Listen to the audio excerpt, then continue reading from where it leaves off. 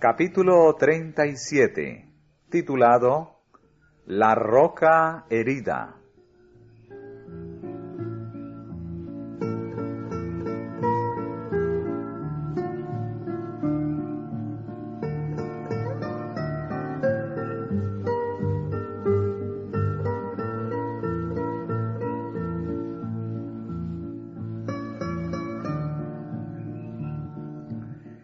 De la roca que Moisés hirió, brotó primeramente el arroyo de agua viva que refrescó a Israel en el desierto. Durante todas sus peregrinaciones, doquiera fuese necesario, un milagro de la misericordia de Dios les proporcionó agua.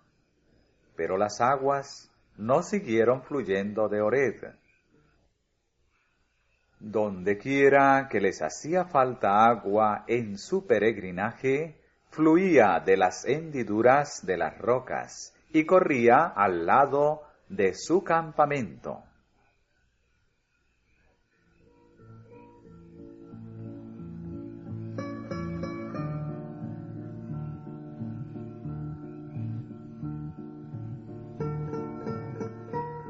Cristo era quien, por el poder de su palabra, hacía fluir el arroyo refrescante para Israel. Bebían de la piedra espiritual que los seguía, y la piedra era Cristo. Él era la fuente de todas las bendiciones, tanto temporales como también espirituales. Cristo, la roca verdadera, los acompañó en toda su peregrinación. No tuvieron sed cuando los llevó por los desiertos. Hízoles correr agua de la piedra. Cortó la peña y corrieron aguas. Abrió la peña y fluyeron aguas. Corrieron por los secadales como un río.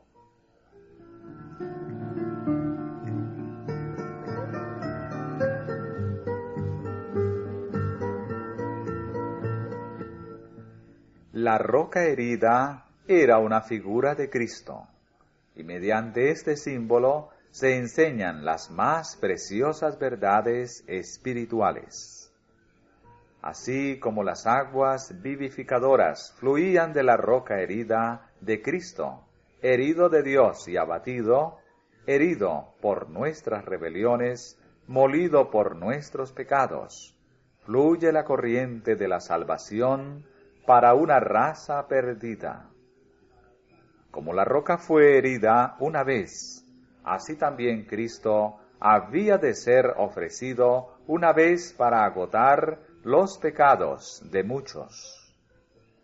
Nuestro Salvador no había de ser sacrificado una segunda vez, y solamente es necesario para los que le buscan las bendiciones de su gracia, que las pidan en el nombre de Jesús, exhalando los deseos de su corazón en oración penitente. La tal oración presentará al Señor de los ejércitos las heridas de Jesús, y entonces brotará de nuevo la sangre vivificante simbolizada por la corriente de agua viva que fluía para Israel.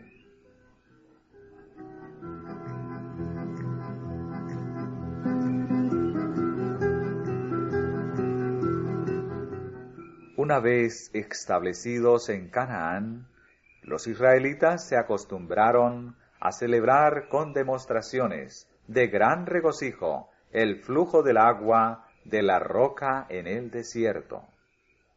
En la época de Cristo, esta celebración se había convertido en una ceremonia muy impresionante. Se realizaba en ocasión de la fiesta de las cabañas, cuando el pueblo de todo el país se congregaba en Jerusalén. Durante los 7 días de la fiesta, los sacerdotes salían cada día acompañados de música y del coro de los levitas, a sacar en un recipiente de oro agua de la fuente de Siloé. Iban seguidos por grandes multitudes de adoradores, de los cuales tantos como podían acercarse al agua bebían de ella, mientras se elevaban los acordes llenos de júbilo. Sacaréis aguas con gozos de las fuentes de la salud. Luego, el agua sacada por los sacerdotes era conducida al templo en medio de la algazara de las trompetas y de los cantos solemnes. Nuestros pies estuvieron en tus puertas, oh Jerusalén. El agua se derramaba sobre el altar del holocausto, mientras que repercutían los cantos de alabanza y las multitudes se unían en coros triunfales, acompañados por instrumentos de música y trompetas de tono profundo.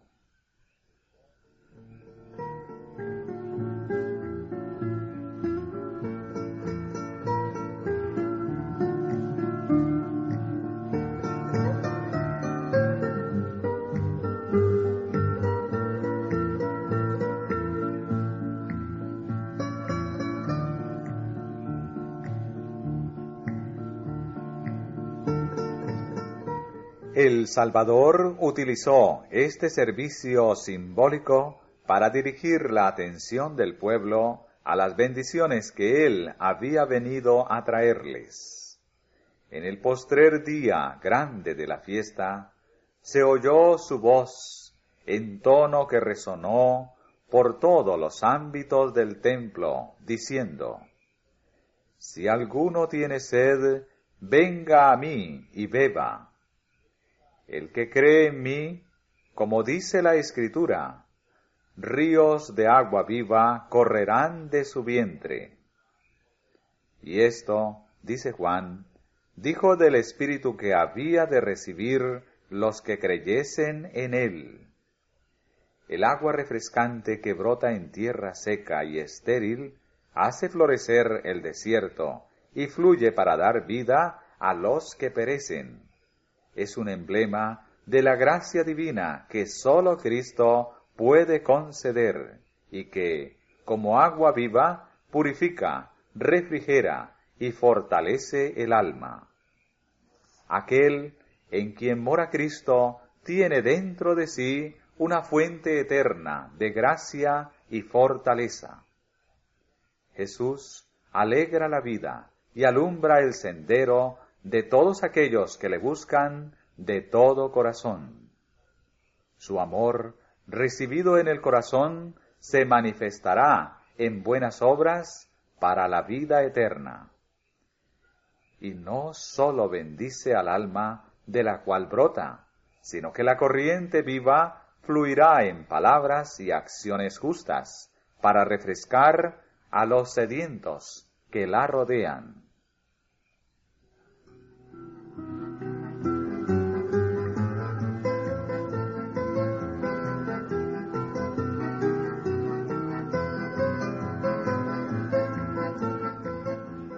Cristo empleó la misma figura en su conversación con la mujer de Samaria al lado del pozo de Jacob. Mas el que bebiere del agua que yo le daré, para siempre no tendrá sed. Mas el agua que yo le daré será en él una fuente de agua que salte para vida eterna. Cristo combina los dos símbolos. Él es la roca y es el agua viva.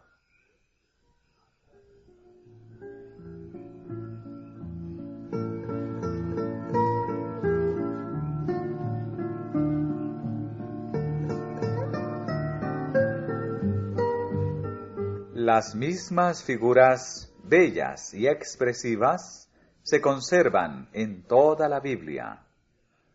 Muchos siglos antes que viniera Cristo, Moisés le señaló como la roca de la salvación de Israel. El salmista cantó sus loores y le llamó roca mía y redentor mío, la roca de mi fortaleza. peña más alta que yo, mi roca y mi fortaleza, roca de mi corazón y mi porción, la roca de mi confianza. En los cánticos de David, su gracia es presentada como aguas de reposo, en delicados pastos, hacia los cuales el pastor divino guía su rebaño. Y también dice, tú los abrevarás del torrente de tus delicias, porque contigo está el manantial de la vida. Y el sabio declara, arroyo revertiente es la fuente de la sabiduría. Para Jeremías, Cristo es la fuente de agua viva. Para Zacarías, un manantial abierto para el pecado y la inmundicia.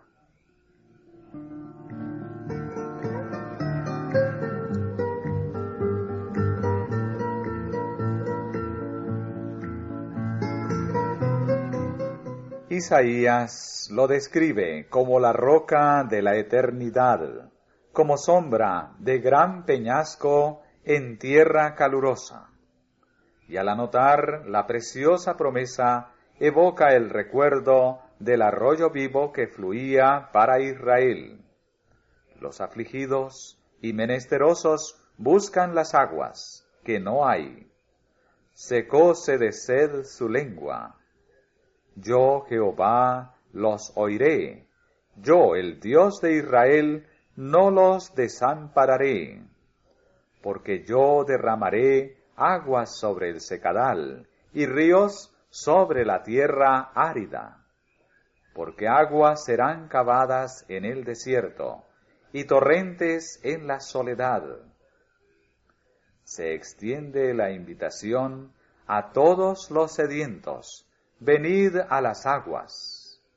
Y esta invitación se repite en las últimas páginas de la Santa Palabra. El río del agua de vida, resplandeciente como cristal, emana del trono de Dios y del Cordero, y la misericordiosa invitación repercute a través de los siglos. El que tiene sed, venga, y el que quiere, tome del agua de la vida de balde.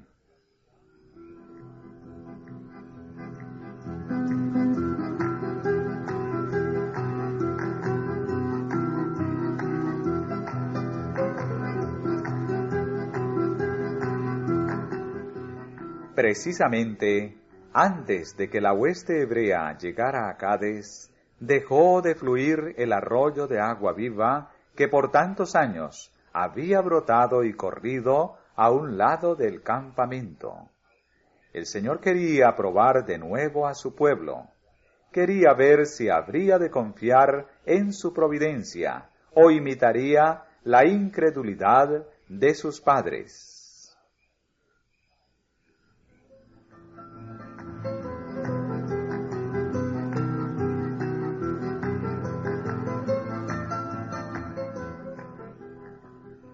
Tenían ahora a la vista las colinas de Canaán. Unos pocos días de camino los llevarían a las fronteras de la tierra prometida. Se hallaban a poca distancia de Edom, la tierra que pertenecía a los descendientes de Esaú, a través de la cual pasaba la ruta hacia Canaán. A Moisés se le había dado la orden: volveos al Aquilón, y manda al pueblo diciendo: pasando vosotros por el término de vuestros hermanos, los hijos de Esaú, que habitan en Seir, ellos tendrán miedo de vosotros. Compraréis de ellos por dinero las viandas, y comeréis, y también compraréis de ellos el agua, y beberéis. Estas instrucciones debieran haber bastado para explicarles por qué se les había cortado la provisión de agua. Estaban por cruzar un país bien regado y fértil, en camino directo hacia la tierra de Canaán. Dios les había prometido que pasarían sin molestias por Edom, y que tendrían oportunidad de comprar alimentos y agua suficiente para suplir a toda la hueste. La cesación del milagroso flujo de agua debiera haber sido motivo de regocijo, una señal de que la peregrinación por el desierto había terminado. Lo habrían comprendido si no lo hubieran cegado la incredulidad, pero lo que debió ser evidencia de que se cumplía la promesa de Dios, se hizo motivo de duda y murmuración. El pueblo pareció haber renunciado a toda esperanza de que Dios lo pondría en posesión de la tierra de Canaán, y clamó por las bendiciones del desierto.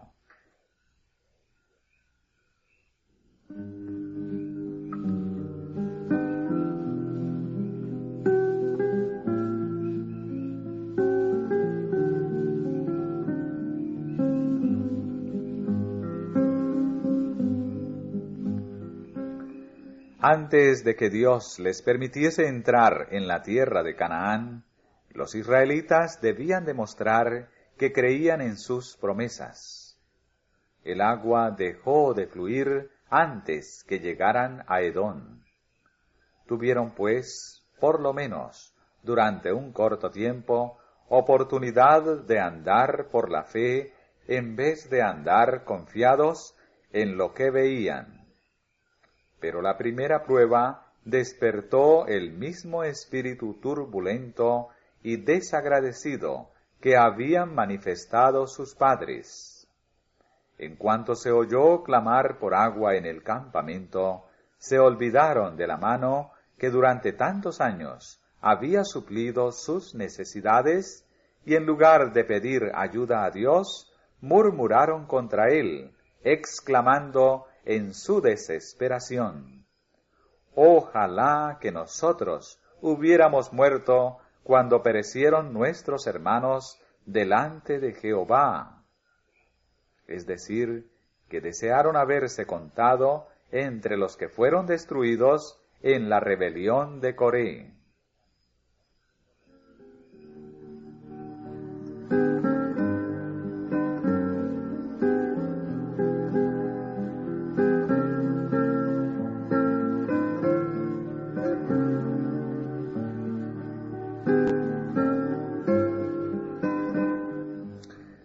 Sus clamores se dirigían contra Moisés y contra Aarón. ¿Por qué hiciste venir la congregación de Jehová a este desierto, para que muramos aquí nosotros y nuestras bestias? ¿Y por qué nos has hecho subir de Egipto, para traernos a este mal lugar? No es lugar de sementera, ni de higueras, de viñas ni granadas, ni aun de agua para beber.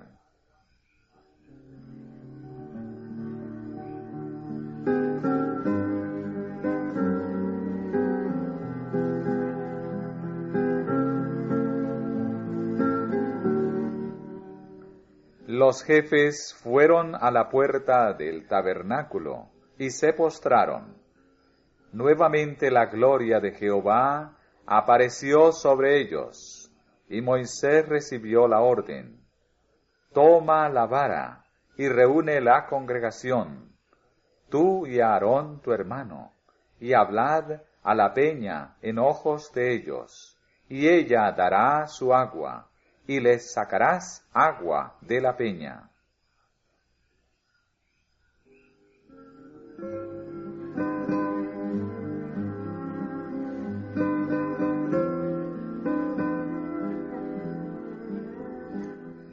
Los dos hermanos se presentaron ante el pueblo, llevando Moisés la vara de Dios en la mano.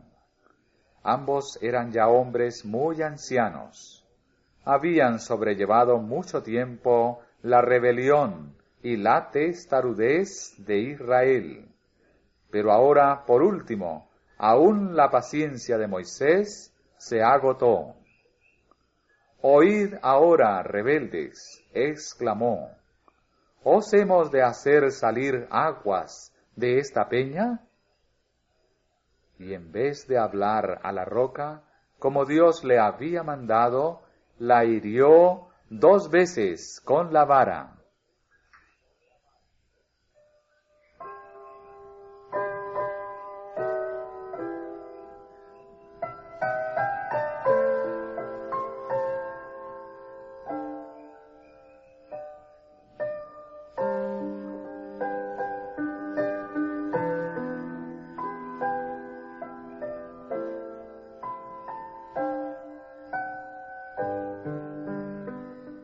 El agua brotó en abundancia para satisfacer a la hueste, pero se había cometido un gran agravio.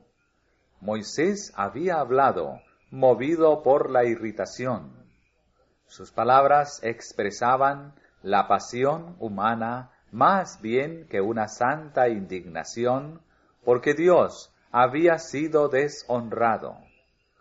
Oíd ahora, rebeldes, había dicho. La acusación era veraz, pero ni aun la verdad debe decirse apasionada o impacientemente. Cuando Dios le había mandado a Moisés que acusara a los israelitas de rebelión, las palabras habían sido dolorosas para él y difíciles de soportar para ellos.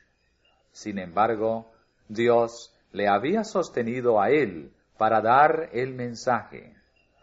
Pero cuando se arrogó la responsabilidad de acusarlos, contristó al Espíritu de Dios y solo le hizo daño al pueblo. Evidenció su falta de paciencia y de dominio propio. Así dio al pueblo oportunidad de dudar de que sus procedimientos anteriores hubieran sido dirigidos por Dios y de excusar sus propios pecados. Tanto Moisés como los hijos de Israel habían ofendido a Dios. Su conducta, dijeron ellos, había merecido desde un principio crítica y censura. Ahora habían encontrado el pretexto que deseaban para rechazar todas las reprensiones que Dios les había mandado por medio de su siervo.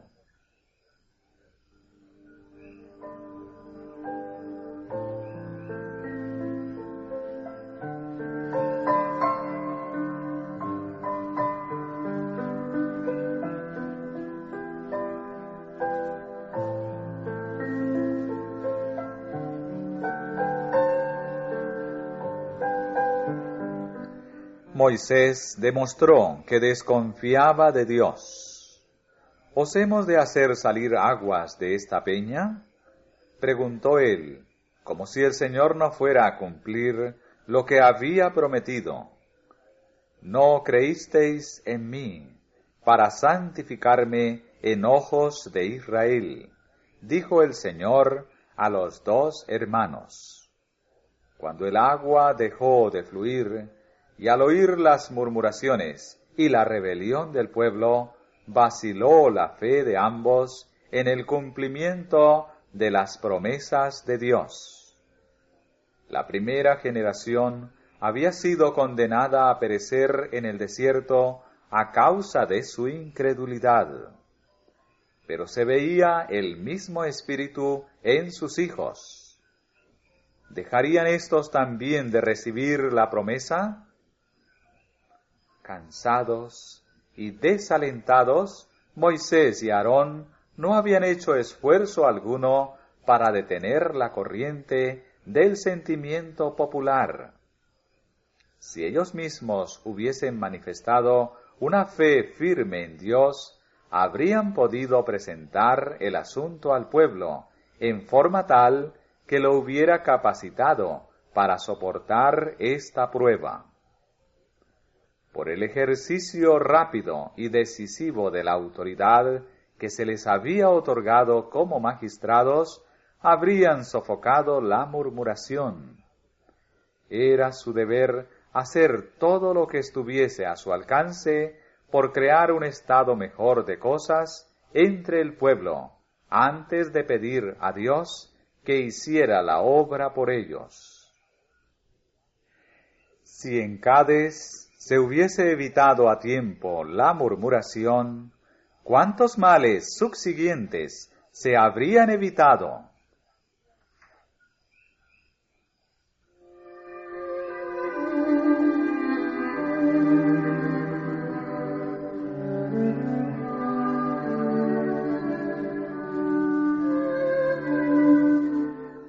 Por su acto temerario, Moisés restó fuerza a la lección que Dios se proponía enseñar.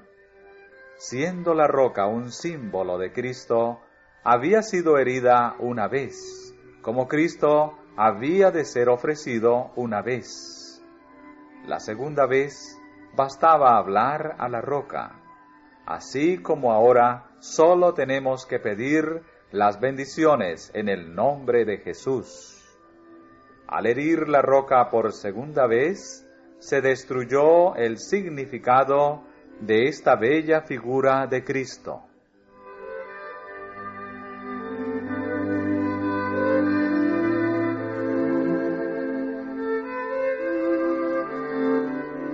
Más aún, Moisés y Aarón se habían arrogado un poder que sólo pertenece a Dios. La necesidad de que Dios interviniera daba gran solemnidad a la ocasión, y los jefes de Israel debieran haberse valido de ella para inculcar en la gente reverencia hacia Dios y fortalecer su fe en el poder y la bondad de Dios. Cuando exclamaron airadamente, ¿os hemos de hacer salir aguas de esta peña?, se pusieron en lugar de Dios, como si dispusieran de poder ellos mismos, seres sujetos a las debilidades y pasiones humanas. Abrumado por la continua murmuración y rebelión del pueblo, Moisés perdió de vista a su ayudador omnipotente, y sin la fuerza divina se le dejó manchar su foja de servicios por una manifestación de debilidad humana.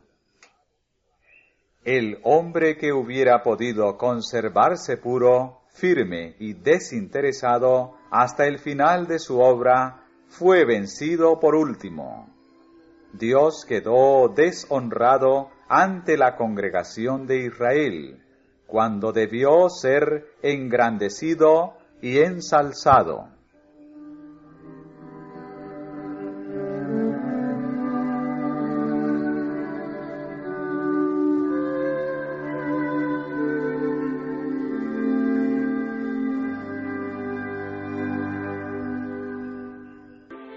En esta ocasión, Dios no dictó juicios contra los impíos, cuyo procedimiento inicuo había provocado tanta ira en Moisés y Aarón.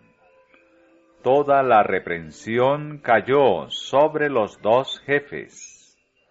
Los que representaban a Dios no le habían honrado. Moisés y Aarón se habían sentido agraviados y no habían tenido en cuenta que las murmuraciones del pueblo no era contra ellos, sino contra Dios. Por mirar a sí mismos y apelar a sus propias simpatías, habían caído inconscientemente en pecado, y no expusieron al pueblo la gran culpabilidad en que habían incurrido ante Dios.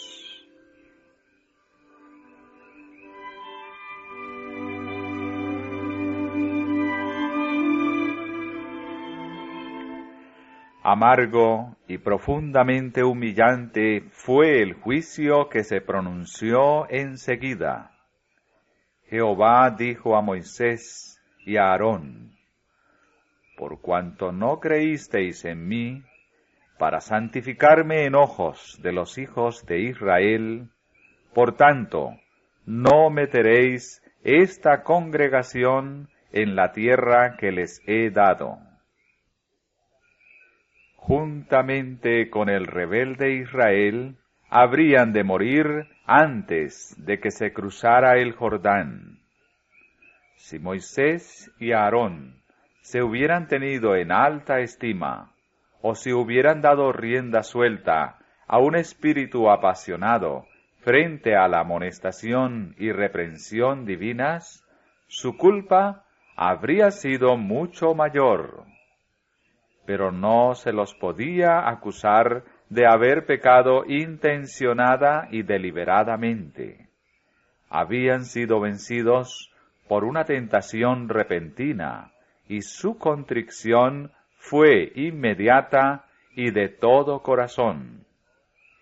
El Señor aceptó su arrepentimiento, aunque, a causa del daño que su pecado pudiera ocasionar entre el pueblo, no podía remitir el castigo.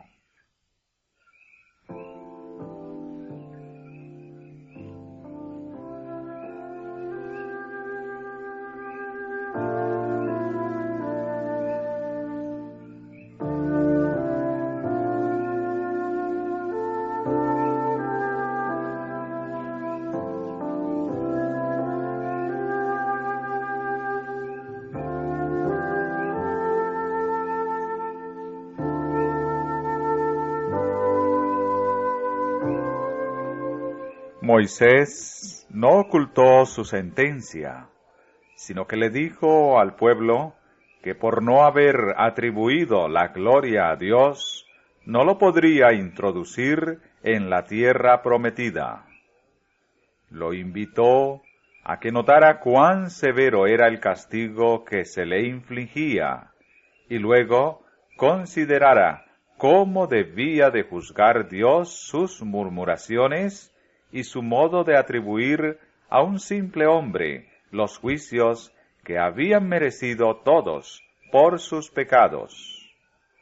Les explicó cómo había suplicado a Dios que le remitiera la sentencia, y ello le había sido negado. Mas Jehová se había enojado contra mí por causa de vosotros, dijo, por lo cual no me oyó.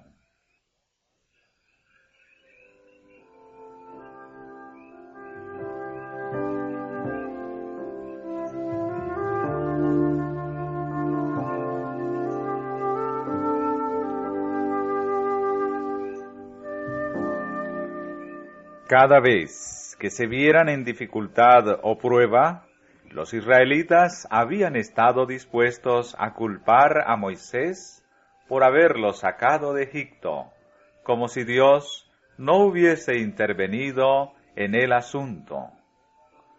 Durante toda su peregrinación, cuando se quejaban de las dificultades del camino y murmuraban contra sus jefes, Moisés les decía, vuestra murmuración se dirige contra Dios. Él, y no yo, es quien os libró. Pero con sus palabras precipitadas ante la roca, ¿os hemos de hacer salir aguas? Admitía virtualmente el cargo que ellos le hacían, y con ello los habría de confirmar en su incredulidad y justificaría sus murmuraciones. El Señor quería eliminar para siempre de su mente esta impresión al prohibir a Moisés que entrara en la tierra prometida. Ello probaba en forma inequívoca que su caudillo no era Moisés, sino el poderoso ángel de quien el Señor había dicho, «He aquí, yo envío el ángel delante de ti, para que te guarde en el camino, y te introduzca en el lugar que yo he preparado. Guárdate delante de él, y oye su voz, porque mi nombre está en él».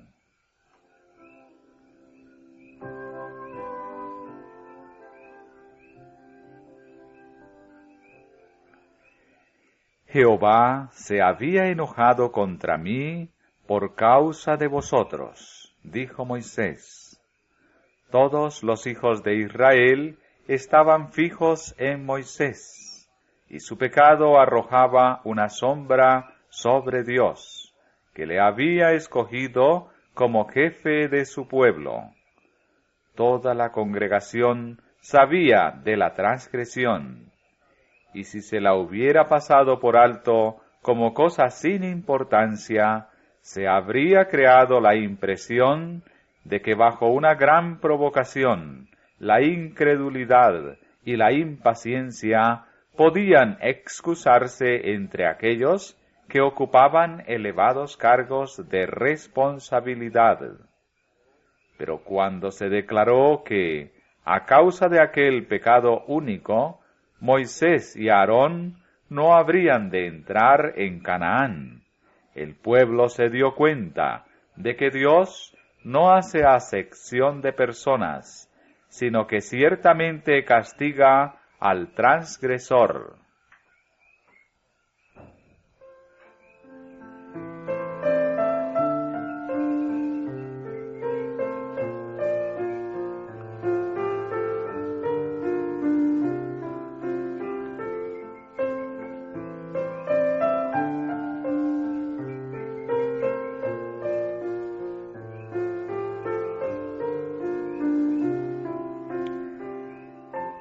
La historia de Israel debía escribirse para la instrucción y advertencia de las generaciones venideras.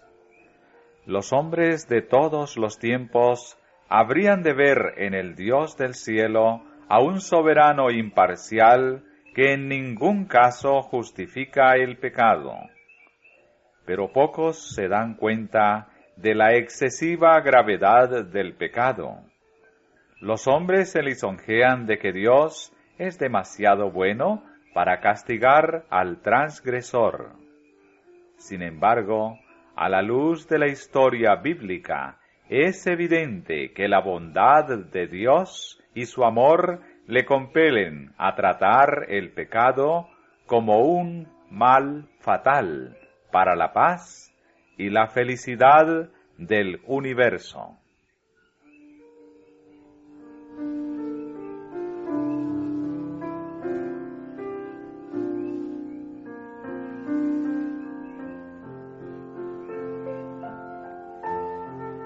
Ni siquiera la integridad y la fidelidad de Moisés pudieron evitarle la retribución que merecía su culpa. Dios había perdonado al pueblo transgresiones mayores, pero no podía tratar el pecado de los caudillos como el de los acaudillados. Había honrado a Moisés por sobre todos los hombres de la tierra. Le había revelado su gloria, y por su intermedio había comunicado sus estatutos a Israel. El hecho de que Moisés había gozado de grandes luces y conocimientos agravaba tanto más su pecado. La fidelidad de tiempos pasados no expiará una sola mala acción. Cuanto mayores sean las luces y los privilegios otorgados al hombre, tanto mayor será su responsabilidad, tanto más graves sus fracasos y faltas, y tanto mayor su castigo.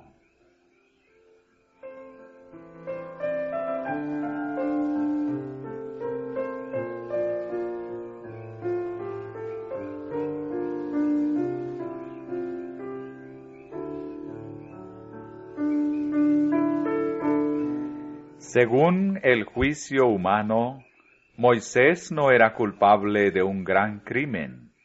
Su pecado era una falta común.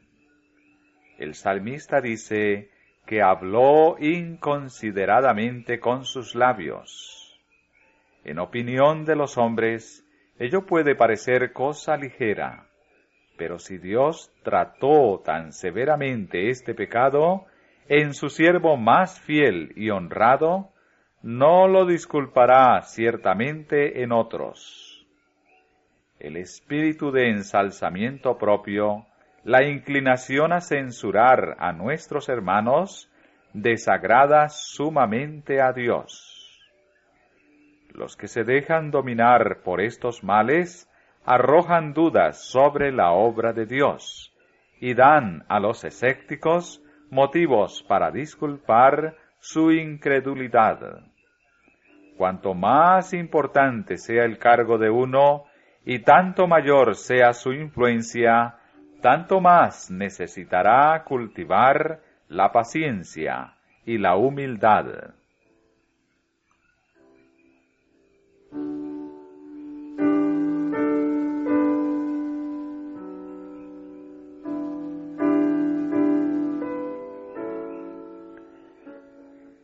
Si los hijos de Dios, especialmente los que ocupan puestos de responsabilidad, se dejan inducir a atribuirse la gloria que sólo a Dios se debe, Satanás se regocija.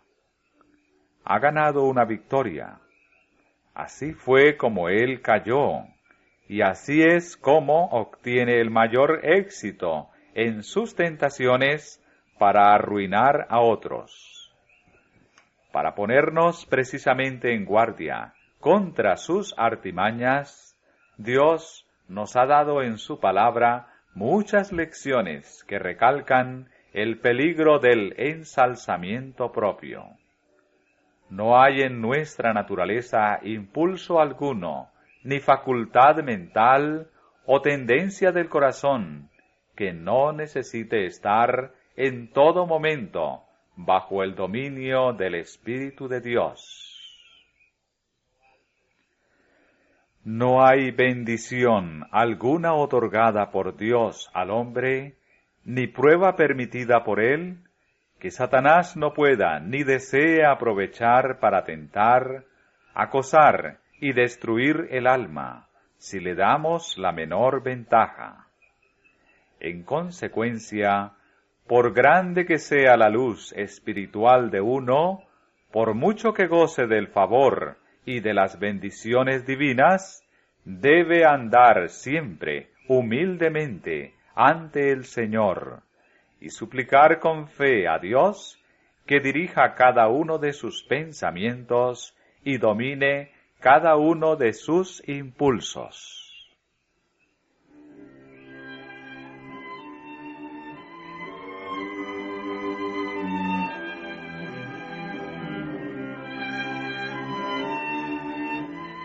Todos los que profesan la vida piadosa tienen la más sagrada obligación de guardar su espíritu y de dominarse ante las mayores provocaciones. Las cargas impuestas a Moisés eran muy grandes. Pocos hombres fueron jamás probados tan severamente como lo fue él. Sin embargo, ello no excusó su pecado. Dios proveyó ampliamente en favor de sus hijos, y si ellos confían en su poder, nunca serán juguete de las circunstancias, ni aun las mayores tentaciones pueden excusar el pecado. Por intensa que sea la presión ejercida sobre el alma, la transgresión es siempre un acto nuestro. No puede la tierra ni el infierno obligar a nadie a que haga el mal. Satanás nos ataca en nuestros puntos débiles, pero no es preciso que nos venza. Por severo o inesperado que sea el asalto, Dios ha provisto ayuda para nosotros, y mediante su poder podemos ser vencedores.